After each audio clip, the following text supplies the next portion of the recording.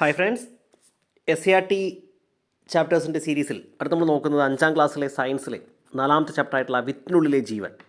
ഇപ്പോൾ LDC LGS എക്സാമുമായി ബന്ധപ്പെട്ട് ഒരുപാട് ചോദ്യങ്ങൾ SCRT പാഠഭാഗത്ത് ചോദിക്കുന്നുണ്ട്. അപ്പോൾ അതെല്ലാം ക്രാക്ക് ചെയ്യാൻ വേണ്ടിയിട്ടാണ് ആ ചോദ്യങ്ങളെല്ലാം ക്രാക്ക് ചെയ്യാൻ വേണ്ടിയിട്ടാണ് നമ്മൾ ഈ ഒരു സീരീസ് മുന്നോട്ട് പോകുന്നത്. ആദ്യമായിട്ടാണ് ചാനൽ കാണുന്നതെങ്കിൽ ചാനൽ സബ്സ്ക്രൈബ് ചെയ്യുക, ക്ലാസ്സുകൾ ഇഷ്ടപ്പെടുകയാണെങ്കിൽ ലൈക്ക് ചെയ്യുക, കൂട്ടുകാർക്ക് ഷെയർ ചെയ്ത് കൊടുക്കുക. അപ്പോൾ 5ാം ക്ലാസ്സിലെ 4ാമത്തെ ചാപ്റ്റർ, സയൻസിലെ 4ാമത്തെ ചാപ്റ്റർ വിത്തിനുള്ളിലെ ജീവൻ. ഇവിടെ നമുക്കൊരു കുട്ടി ഇങ്ങനെ കുറേ കാര്യങ്ങളൊക്കെ ചെയ്യുന്നുണ്ട്. അപ്പോൾ എന്താണ്? മണ്ണിൽ വീണത് അനുഗ്രഹമായി. ഒരു വിത്ത് പറയാണ്, വെള്ളം ലഭിച്ചപ്പോഴാണ് ഞാൻ കണ്ണു തുറന്നത്. മുളച്ചു പൊന്തിയപ്പോൾ ഞാൻ ആദ്യം കണ്ടത് സൂര്യ വെളിച്ചമാണ്. ആവശ്യത്തിന് ചൂടും തണുപ്പും എനിക്ക് ലഭിച്ചിരുന്നു. എൻ്റെ കൂട്ടുകാരിൽ പലർക്കും ഇതുവരെ മുളയ്ക്കാനായിട്ടില്ല. വായു കിട്ടാൻ പാകത്തിലാണ് ഞാൻ കിടന്നിരുന്നത്. അപ്പോൾ ഒരു വിത്ത് മുളയ്ക്കാൻ വേണ്ട സാഹചര്യങ്ങൾ എന്തൊക്കെയെന്നുള്ളത് ആ വിത്ത് തന്നെ പറയുന്ന രീതിയിലാണ് കാണിച്ചിരിക്കുന്നത്, അല്ലേ? അപ്പോൾ എന്തൊക്കെയാണ് വേണ്ടത്? മണ്ണ് വേണം, അതുപോലെ തന്നെ പിന്നെന്താ വേണ്ടത്? മണ്ണ് വേണം, അതുപോലെ തന്നെ വെള്ളം വേണം, അതുപോലെ തന്നെ സൂര്യപ്രകാശം വേണം, ചൂടും തണുപ്പും വേണം ആവശ്യത്തിന്. ഓക്കെ, അതുപോലെ തന്നെ പിന്നെന്താണ്? വായു കിട്ടാൻ പാകത്തിലായിരിക്കണം അതിൻ്റെ ഒരു കിടപ്പ് എന്ന് പറയുന്നത്. അപ്പോൾ വിത്ത് മുളയ്ക്കാൻ എന്തെല്ലാം ആവശ്യമുണ്ട് നിങ്ങളുടെ ഊഹം ശാസ്ത്ര പുസ്തകത്തിൽ എഴുതാൻ. അപ്പോൾ ഇത് നോക്കിയാൽ തന്നെ നമുക്ക് മനസ്സിലാക്കാൻ സാധിക്കും എന്തൊക്കെ വേണം. മണ്ണ് വേണം, വെള്ളം വേണം, അതുപോലെ തന്നെ സൂര്യപ്രകാശം വേണം, ആവശ്യത്തിന് ചൂടും തണുപ്പും വേണം, അതുപോലെ തന്നെ ഒരു വായു കിടക്കാൻ പാകത്തിലായിരിക്കണം ആ വിത്തിൻ്റെ ഒരു കിടക്ക് എന്ന് പറയുന്ന സംഗതി. ഇനി വിത്ത് മുളയ്ക്കാൻ മണ്ണ് ആവശ്യമാണോ? വിത്ത് മുളയ്ക്കുന്നതിന് മണ്ണ് ആവശ്യമാണോ എന്ന് പരിശോധിക്കുമ്പോൾ മുളപ്പിക്കാൻ വെച്ചിരുന്ന വിത്തുകൾ മണ്ണ് ലഭിക്കരുതല്ലോ. എന്നാൽ വെള്ളം, വായു, അന്തരീക്ഷ താപം എന്നിവ ലഭിക്കുകയും വേണം. നമുക്കൊരു പരീക്ഷണം ചെയ്യാം. എന്നിട്ട് ആ പരീക്ഷണം ഇങ്ങനെ ചെയ്യാണ്. എന്താ ചെയ്യുന്നത്? അപ്പോൾ വിത്ത് മുളയ്ക്കാൻ ജലം ആവശ്യമാണോ? അപ്പോൾ വിത്ത് മുളയ്ക്കാൻ ജലം ആവശ്യമാണോ, മണ്ണ് ആവശ്യമാണോ എന്നുള്ളതൊക്കെ നമ്മളിങ്ങനെ ഓരോരോ പരീക്ഷണത്തിലൂടെ ചെയ്ത് കണ്ടെത്തുകയാണ്. ഓക്കെ, അപ്പോൾ നമുക്കറിയാം ഇതിനൊക്കെ വിത്ത് മുളയ്ക്കാൻ എന്തൊക്കെ ആവശ്യമുണ്ട്. ഓക്കെ, അപ്പോൾ വിത്ത് മുളയ്ക്കാൻ എന്തൊക്കെ വേണം നമുക്കറിയാം. നമുക്ക് ഇമ്പോർട്ടൻ്റ് ആയിട്ടുള്ള പോയിന്റുകൾ മാത്രമേ പറയുന്നുള്ളൂ. വിത്ത് മുളയ്ക്കുന്നതിന് എന്തൊക്കെ വേണം? വായു വേണം, ജലം വേണം, അനുകൂല താപനില വേണം, എന്നിവ ആവശ്യമാണ്. മുളച്ചു കഴിഞ്ഞ് വളരുന്നതിന് സൂര്യപ്രകാശം, മണ്ണ് എന്നിവ വേണം. അപ്പോൾ വിത്ത് മുളയ്ക്കാൻ എന്തൊക്കെ വേണം? വിത്ത് മുളയ്ക്കുന്നതിന് വായു വേണം, വായു, ജലം വേണം, അനുകൂല താപനില വേണം, ഒരു അനുകൂല താപനില വേണം, വായു വേണം, ജലം വേണം. ഇനി വിത്ത് മുളച്ചു കഴിഞ്ഞ് കഴിഞ്ഞാൽ സൂര്യപ്രകാശം വേണം, അതുപോലെ തന്നെ മണ്ണും വേണം. ഓക്കെ, മുളച്ചു കഴിഞ്ഞ് വരുന്നതിന് സൂര്യപ്രകാശവും അതുപോലെ തന്നെ മണ്ണും എന്നിവയും വേണം. ഓക്കെ, ഓർത്തിരിക്കുക. ഇനി എന്താ പറയുന്നത്? ഓക്കെ, നെൽവിത്ത് മുളപ്പിക്കൽ. ഓക്കെ, കേരളത്തിലെ മഴക്കാല കൃഷിക്ക് ഞാറു പാകി മുളപ്പിക്കാനായി കർഷകൻ ചെയ്യുന്ന രീതി. ഓക്കെ, നോക്കൂ. മുറ്റത്ത് വാഴത്തണ്ട് കൊണ്ട് ചതുപ്പിൽ തട കെട്ടുന്നു. അതിനുള്ളിൽ അതിനുള്ളിൽ ഈന്ത് ഓലകൾ വിരിച്ച് മുളപ്പിച്ചെടുക്കുന്ന നെൽവിത്തുകൾ അതിൽ നിറയ്ക്കുന്നു. മരപ്പലകൾ കൊണ്ട് തടത്തിൽ വിത്തുകൾ നന്നായി അമർത്തിയ ശേഷം ഈന്തിൻ പട്ടകൾ മുകളിലും വിരിക്കുന്നു. വിത്ത് മുളയ്ക്കാൻ മിതമായ ചൂട് ആവശ്യമാണ്. ഇത് ലഭിക്കുന്നതിന് വേണ്ടിയാണ് ഇങ്ങനെ ചെയ്യുന്നത്. 4-5 ദിവസം നനയ്ക്കണം. വിത്തുകൾ വന്ന് പാകമാകുന്നു. ചിലയിടങ്ങളിൽ നെൽവിത്ത് ചാക്കിൽ കെട്ടി മുകളിൽ ഭാരം വെച്ച് മുളപ്പിക്കുന്ന രീതിയും നമ്മൾ കണ്ടുവന്നിട്ടുണ്ട്. ഓക്കെ, അപ്പോൾ വിത്ത് മുളയ്ക്കാൻ വേണ്ട ആവശ്യമായ ഘടകങ്ങൾ എന്തൊക്കെയാണ്? വിത്ത് മുളയ്ക്കുന്നതിന് വായു വേണം, ജലം വേണം, അനുകൂല താപനില വേണം. അത് കഴിഞ്ഞാൽ മുളച്ചു കഴിഞ്ഞ് വളരുന്നതിന് സൂര്യപ്രകാശവും മണ്ണും വേണം. ഓർത്തിരിക്കുക. ഓക്കെ, ഇനി എന്താ പറയാനുള്ളത്? എന്താണ് ബീജാങ്കുരണം, ജെർമിനേഷൻ ഓഫ് സീഡ് എന്ന് പറഞ്ഞു കഴിഞ്ഞാൽ എന്താണ്? ഇമ്പോർട്ടൻ്റ് ആയിട്ടുള്ള പോയിന്റുകൾ മാത്രമേ നമ്മൾ ഡിസ്കസ് ചെയ്യുന്നുള്ളൂ. അനുകൂല സാഹചര്യത്തിൽ വിത്തിനകത്തുള്ള ഭ്രൂണം തൈച്ചെടിയായി വളരുന്ന പ്രവർത്തനമാണ് വിത്ത് മുളയ്ക്കൽ അഥവാ ബീജാങ്കുരണം. വിത്തിലെ സൂക്ഷ്മദ്വാരങ്ങളിലൂടെ ജലം ഉള്ളിലേക്ക് പ്രവേശിക്കുന്നു. വിത്ത് കുതിർന്ന് പുറംതോട് പൊട്ടുന്നു. വിത്തിനുള്ളിൽ ഭ്രൂണവും ശ്വസിക്കുന്നുണ്ട്. ഓക്കെ, വിത്ത് മുളയ്ക്കുമ്പോൾ ആദ്യം പുറത്തു വരുന്ന ബീജമൂലമാണ്. പോയിൻ്റാണ്. ഓക്കെ, ഇത് ചോദ്യം വന്നിട്ടുണ്ട്. അത് ഒരു 1 മാർക്ക് ചോദ്യമാണ്. വിത്ത് മുളയ്ക്കുമ്പോൾ ആദ്യം പുറത്തു വരുന്ന ഏതാണ്? ബീജമൂലമാണ്, അല്ലെങ്കിൽ റാഡിക്കിളാണ്. റാഡിക്കിളാണ് ആദ്യം പുറത്തു വരിക, ബീജമൂലം. ഓക്കെ, വിത്ത് മുളയ്ക്കുമ്പോൾ ആദ്യം പുറത്തു വരുന്നത് ബീജമൂലമാണ്, റാഡിക്കിളാണ്. ബീജമൂലം മണ്ണിലേക്ക് വളർന്ന് വേരാകുന്നു. ഈ ബീജമൂലം, ഓക്കെ, മൂലം എന്ന് പറയുമ്പോൾ തന്നെ മനസ്സിലാവുന്നുണ്ട്. ബീജമൂലം എന്ന് പറഞ്ഞാൽ മണ്ണിലേക്ക് വളർന്ന് വേരാകുന്നു. ഭ്രൂണത്തിൽ നിന്ന് മുകളിലേക്ക് വളരുന്ന ഭാഗമാണ് ബീജശീഷം അല്ലെങ്കിൽ പ്ലൂമ്യൂൾ. റാഡിക്കിൾ അതിനെ പ്ലൂമ്യൂൾ. ഓക്കെ, ബീജശീഷം വളർന്ന കാണ്ഡമായി മാറുന്നു. അപ്പോൾ വിത്ത് മുളയ്ക്കുമ്പോൾ ആദ്യം പുറത്ത് വരുന്നത് എന്താണ്? ബീജമൂലമാണ് അല്ലെങ്കിൽ റാഡിക്കിളാണ്. അത് താഴേക്ക് പോയി വേരാകുന്നു. മുകളിലേക്ക് വരുന്നതാണ് പ്ലൂമ്യൂളാണ്. അത് ബീജശീഷം. അത് എന്തായിട്ട് മാറുന്നു? കാണ്ഡമായി മാറുന്നു. ഇല ആഹാരം നിർമ്മിക്കാൻ പാകമാകുന്നവരെ ബീജപത്രത്തിലെ ആഹാരമാണ് മുളച്ചു വരുന്ന സസ്യം ഉപയോഗിക്കുന്നത്. അപ്പോൾ എന്താണ്? ആ ഇല ആഹാരം നിർമ്മിക്കാൻ പാകമാകുന്നവരെ ബീജപത്രത്തിലെ ആഹാരമാണ് മുളച്ചു വരുന്നത് വരെ സസ്യം ഉപയോഗിക്കുന്നത്. അപ്പോൾ അത്രയേ ഉള്ളൂ. ജെർമിനേഷൻ ഓഫ് സീഡിൽ ആദ്യം മനസ്സിലാക്കേണ്ട കാര്യം റാഡിക്കൽ അല്ലെങ്കിൽ ബീജമൂലമാണ് ആദ്യം പുറത്ത് വരുന്നത്. അത് താഴേക്ക് പോയി വേരാക്കി മാറുന്നു. ബീജശീഷം എന്ന് പറയുന്നത് പ്ലിമ്യൂൾ. ഓക്കെ, അത് മുകളിലേക്ക് പോയി കാണ്ഡമായി മാറുന്നു. ഓർത്തിരിക്കുക. ഓക്കെ, അപ്പോൾ നോക്കുക. ബീജമൂലം ഇങ്ങനെയാണ് ജെർമിനേഷൻ വരുന്നത്. ആദ്യം ബീജമൂലം വരുന്നു, താഴത്തേക്ക് പോകുന്നു, അത് വേരായി മാറുന്നു. ദെൻ പിന്നെന്താണ്?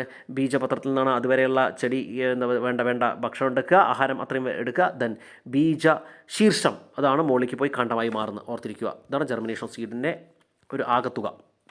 പുളിങ്കുരു, കശുവണ്ടി, ചക്കക്കുരു തുടങ്ങിയ മുളച്ച് വരുന്നത് കണ്ടിട്ടില്ലേ? അപ്പോൾ ഓരോ ചെടികൾ നമ്മൾ നോക്കിയാൽ ഈ ഒരു ഘടനയിലാണ് അവർ മുളച്ച് വരുന്നത്.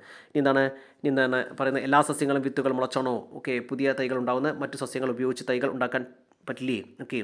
വിത്ത് കൊണ്ട്, അതിന് തണ്ട് കൊണ്ട്, ഇല കൊണ്ട്, അതിന് വേര് കൊണ്ട്. അപ്പോൾ എന്താണ് കായിക പ്രജനനം എന്ന് പറഞ്ഞു കഴിഞ്ഞാൽ അത്രയേ ഉള്ളൂ. ആ ഇമ്പോർട്ടൻ്റ് ആയിട്ടുള്ള പോയിന്റ് നോക്കിയാൽ സസ്യങ്ങളുടെ കായിക ഭാഗങ്ങളായ വേര്, തണ്ട്, ഇല മുതലാവയിൽ നിന്ന് പുതിയ സസ്യം ഉണ്ടാക്കുന്നതാണ് കായിക പ്രജനനം അല്ലെങ്കിൽ വെജിറ്റേറ്റീവ് പ്രൊപ്പഗേഷൻ. അപ്പോൾ എന്താണ് വെജിറ്റേറ്റീവ് പ്രൊപ്പഗേഷൻ എന്ന് പറഞ്ഞു കഴിഞ്ഞാൽ വെജിറ്റേറ്റീവ് പ്രൊപ്പഗേഷൻ അല്ലെങ്കിൽ കായിക പ്രജനനം കായിക പ്രജനനം എന്ന് പറഞ്ഞു കഴിഞ്ഞാൽ വെജിറ്റേറ്റീവ് പ്രൊപ്പഗേഷൻ എന്നത്രയേ ഉള്ളൂ. സസ്യങ്ങളുടെ കായിക ഭാഗങ്ങളായ എന്തൊക്കെയുണ്ട്? വേര്, തണ്ട്, ഇല. വേരുണ്ട്, അതുപോലെ തന്നെ തണ്ടുണ്ട്, ഇലയുണ്ട്. ഇവയിൽ നിന്ന് പുതിയ സസ്യം ഉണ്ടാക്കുന്നതാണത് കായിക പ്രജനനം അല്ലെങ്കിൽ വെജിറ്റേറ്റീവ് പ്രൊപ്പഗേഷൻ എന്ന് പറയുന്നത്. ഓർത്തിരിക്കുക. ഇനി ഓരോരോ സസ്യങ്ങളിലും അല്ലെങ്കിൽ ഓരോരോ മരങ്ങളിലും മരൽ ചെടികളിലും എങ്ങനെയാണ് ഈ ഒരു വിത്തിൻ്റെ ജെർമിനേഷൻ നടക്കുന്നത് അല്ലെങ്കിൽ വിത്ത് വിതരണം നടക്കുന്നത് നമുക്ക് നോക്കാം. അപ്പോൾ വിത്ത് വിതരണം അല്ലെങ്കിൽ ഡിസ്പേഴ്സൽ ഓഫ് സീഡ് എങ്ങനെയാണ് നോക്കാം. ഒരു സസ്യത്തിൻ്റെ വിത്തുകളെല്ലാം അതിൻ്റെ ചുവട്ടിൽ തന്നെ വീണു മുളയ്ക്കുകയാണെങ്കിൽ അവയ്ക്കെല്ലാം വളർന്നതിനാവശ്യമായ മണ്ണ്, വെള്ളം, സൂര്യപ്രകാശം, ധാതു, ലവണങ്ങൾ ലഭ്യമാകില്ല. അതിനാൽ വിത്തുകൾ പല ഭാഗങ്ങളായി വിതരണം ചെയ്യപ്പെടേണ്ടതാണ്. ഇതുമൂലം ഒരു സസ്യത്തിൽ വിവിധ സ്ഥലങ്ങളിൽ എത്തിപ്പെട്ട് വളരാൻ സാധിക്കുന്നു. വിവിധ സസ്യങ്ങൾ ഒരു പ്രദേശത്ത് കാണപ്പെടുന്നതും വിത്ത് വിതരണം ചെയ്യപ്പെടുന്നതും മൂലമാണ്. ശരിയല്ലേ? അപ്പോൾ വെള്ളത്തിലൊഴുകിയും പൊട്ടിത്തെറിച്ചുമൊക്കെ മഹാഗണി, അതിന് വെണ്ടയിൽ അങ്ങനെയാണ്, തെങ്ങ് വെള്ളത്തിലൂടെയാണ്, അത്തിപ്പഴം ഓരോരോ പക്ഷികളെ കൊണ്ടാവുന്നുണ്ട്. അപ്പോൾ കാശിത്തുമ്പയും മഹാഗണിയും വിത്ത് വിതരണം ഒരേ രീതിയിലാണോ നടക്കുന്നത്? ഇതൊക്കെ നിങ്ങൾ കണ്ടെത്തേണ്ട ചോദ്യങ്ങളാണ്, നിങ്ങൾ കമൻറ്റ് ചെയ്യേണ്ട ചോദ്യങ്ങളാണ്. അപ്പോൾ എന്താണ്, ഓരോന്നിനും വിത്ത് വിതരണം പല രീതിയിലാണ്. അപ്പോൾ വെള്ളത്തിലൂടെ ഒഴുകി വിത്ത് വിതരണം നടക്കുന്നുണ്ട്, അതുപോലെ തന്നെ പൊട്ടിത്തെറിച്ചിട്ടുണ്ട് മഹാഗണിയിൽ, അതുപോലെ തന്നെ അത്തിപ്പഴം മറ്റു തിന്നുന്ന പക്ഷിയിലൂടെ ഇതാവുന്നുണ്ട്. അങ്ങനെ ഓരോരോ രീതിയാണ് വിത്ത് വിതരണത്തിന് എന്ന് നിങ്ങൾ മനസ്സിലാക്കുക. അപ്പോൾ പക്ഷികൾ പഴങ്ങൾ കുത്തിക്കൊണ്ടു പോകുന്നത് കണ്ടിട്ടില്ലേ? ഭക്ഷ്യയോഗ്യമായ മാംസള ഭാഗമാണ് പക്ഷികളെയും മൃഗങ്ങളെയും ആകർഷിക്കുന്നത്. മാംസള ഭാഗമായുള്ള വിത്തുകൾ ഇങ്ങനെ വിതരണം ചെയ്യുന്നു. നിങ്ങൾ മാമ്പഴം കഴിച്ച് മാങ്ങേണ്ടി വലിച്ചെറിയുമ്പോഴും വിത്ത് വിതരണമാണ് നടക്കുന്നത്. എല്ലാ ഫലങ്ങൾക്കും മാംസളമായ ഭാഗമായല്ലോ ചില വിത്തുകൾ വിതരണം സൂത്രങ്ങൾ നോക്കൂ. ജന്തുക്കളുടെ ശരീരത്തിൽ പറ്റിപ്പിടിക്കാനുള്ള കൊളുത്തുകൾ, പശ, കൂർത്ത അഗ്രഭാഗങ്ങൾ, അതങ്ങനെ കണ്ടിട്ടുണ്ട് നമ്മൾ ഇല്ലേ? അപ്പോൾ പുല്ലുകൾക്കിടയിൽ ഓടിക്കളിക്കുമ്പോൾ വസ്ത്രങ്ങളിൽ ഒട്ടിപ്പിടിക്കുന്ന പുൽവിത്തുകൾ കാണാറില്ലേ? അപ്പൂപ്പൻ താടി പറഞ്ഞത് ഓർമ്മയില്ലേ? കാറ്റിൽ പാറി നടന്ന വിത്തുകൾ ഭാരം കുറവായിരിക്കും. കാറ്റിൽ പാറി നടക്കാൻ സഹായിക്കുന്ന ഒരു ഭാഗമുണ്ടായിരിക്കും. വെള്ളത്തിലൂടെ ഒഴുകി വിതരണം ചെയ്യുന്ന വിത്തുകൾ ഉണ്ടല്ലോ. അപ്പോൾ പലതരത്തിലുള്ള വിത്ത് വിതരണ രീതിയുണ്ട്. വെണ്ട, കാശിത്തുമ്പ എന്നിവ പൊട്ടുമ്പോൾ വെണ്ടയും അതുപോലെ കാശിത്തുമ്പയും എന്നിവ പൊട്ടുമ്പോൾ വിത്തുകൾ അകലേക്ക് തെറിച്ചു വീഴുന്നു.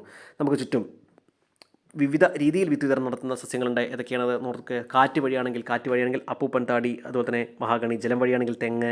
കാറ്റ് വഴിയാണെങ്കിൽ അപ്പൂപ്പൻ താടി, അതുപോലെ തന്നെ വിത്തിന് ഭാരം കുറവ്, പറക്കാൻ രോമം പോലുള്ള ഭാഗം, അതിന് മഹാഗണി. അതിന് ജലം വഴിയാണെങ്കിൽ തെങ്ങ്. ജന്തുക്കൾ വഴിയാണെങ്കിൽ ആൽമരം, പ്ലാവ്, പേര, അസ്ത്രപ്പുല്ല്. പൊട്ടിത്തെറിച്ചാണെങ്കിൽ വെണ്ടയും കാശിത്തുമ്പയൊക്കെ പൊട്ടിത്തെറിച്ചിട്ടാണ് വിത്ത് വിതരണം നടക്കുന്നത്. ഇനി എന്താ പറയാനുള്ളത്? ഓരോരോ കാർഷിക വിളകളും അവ വരുന്ന അല്ലെങ്കിൽ അതിൻ്റെ ജന്മസ്ഥലം ഏതാ നമുക്ക് നോക്കാം. കൈതച്ചക്കത്തിന് ചോദ്യം വന്നിട്ടുണ്ട്. കൈതച്ചക്ക, മരച്ചീനി, തക്കാളി, ഉരുളക്കിഴങ്ങ്. കൈതച്ചക്ക, മരച്ചീനി, തക്കാളി, ഉരുളക്കിഴങ്ങ്, പച്ചമുളക്, പേരക്ക, പപ്പായ, കാപ്പി. ഇതൊക്കെ അമേരിക്കയിൽ നിന്നാണ്. അമേരിക്ക. തേയില എവിടുന്ന? തേയില ചൈനയിൽ നിന്ന്. തേയില ചൈനയിൽ നിന്നാണ്. ക്യാബേജ് യൂറോപ്പിൽ നിന്നാണ്. റബ്ബർ കശുമാവ് ബ്രസീലൊക്കെ. വിത്ത് വിതരണത്തിൽ മനുഷ്യൻ അവൻ്റേതായ പങ്കുണ്ട്. പണ്ട് മുതലേ ദൂരസ്ഥലങ്ങളിലേക്കും അന്യരാജ്യങ്ങളിലേക്കും യാത്ര പോകുമ്പോൾ നാം വിത്തുകൾ കൊണ്ടുവരികയും ചെയ്യാറുണ്ട്. അപ്പോൾ ഇവ പല ഭാഗത്തായി വിതരണം ചെയ്യപ്പെടുകയും ചെയ്യുന്നു. കൈതച്ചക്ക, തേയില, മരച്ചീനി, പപ്പായ, റബ്ബർ, കശുവണ്ടി തുടങ്ങിയവ വിദേശ രാജ്യങ്ങളിൽ നിന്ന് എത്തിയവയാണ്. അപ്പോൾ കൈതച്ചക്ക, മരച്ചീനി, തക്കാളി, ഉരുളക്കിഴങ്ങ്, പച്ചമുളക്, പേരയ്ക്ക, പപ്പായ, കാപ്പി. ഇത് എവിടെ നിന്നാണ്? അമേരിക്ക. പേരയ്ക്ക, പപ്പായ, കാപ്പിയൊക്കെ അമേരിക്കയാണ്. കൈതച്ചക്ക, മരച്ചീനി, തക്കാളി, ഉരുളക്കിഴങ്ങ്, പച്ചമുളക്, പേരയ്ക്ക, പപ്പായ, കാപ്പി. ഇത് എവിടെ നിന്നാണ്? ഇത് അമേരിക്കയിൽ നിന്നാണ്. തേയില എവിടെ നിന്നാണ്? തേയില ചൈനയിൽ നിന്നാണ്. ക്യാബേജ് എവിടെ നിന്നാണ്? യൂറോപ്പിൽ നിന്നാണ്. റബ്ബർ, കശുമാവ് ബ്രസീലിൽ നിന്നാണ്. ഓർത്തിരിക്കുക. ഇങ്ങനെ വിദേശത്ത് നിന്ന് കൊണ്ടുവന്ന ഇവിടെ വളർത്തി സസ്യങ്ങൾ നമ്മുടെ നാട്ടിലെ കാർഷിക മേഖലയെ എത്രമാത്രം സമ്പുഷ്ടമാക്കിയിട്ടുണ്ട് ഓർക്കുക, എഴുതുക. അപ്പോൾ ഇമ്പോർട്ടൻ്റ് ആയിട്ടുള്ള കുറച്ച് വസ്തുക്കളാണ് ഈ ഒരു ചാപ്റ്ററിൽ നോക്കിയത്. വിത്ത് വളരാൻ വേണ്ട ആവശ്യമായുള്ള ഘടകങ്ങൾ എന്തൊക്കെയാണ്? ആദ്യം വിത്ത് വളരുമ്പോൾ റാഡിക്കൽ അല്ലെങ്കിൽ ബീജം മൂലം താത്തിക്ക് വരുന്നു. അതുപോലെ തന്നെ ബീജശീഷം മുകളിലേക്ക് പോയിട്ട് കാണ്ഡമായി മാറുന്നുണ്ട്. അങ്ങനത്തെ കാര്യങ്ങൾ. പിന്നെ വിത്ത് സ്പ്രെഡ് ചെയ്യുന്ന രീതി പലതരത്തിലാണ്. എന്നൊക്കെ നമ്മൾ മനസ്സിലാക്കി. അപ്പോൾ ആദ്യമായിട്ടാണ് ചാനൽ കാണുന്നത്, ചാനൽ സബ്സ്ക്രൈബ് ചെയ്യുക, ക്ലാസ്സുകൾ ഇഷ്ടപ്പെടുകയും ലൈക്ക് ചെയ്യുക, കൂട്ടുകാർക്ക് ഷെയർ ചെയ്ത് കൊടുക്കുക. മറ്റൊരു SCRT ചാപ്റ്ററുമായി കാണാം. താങ്ക്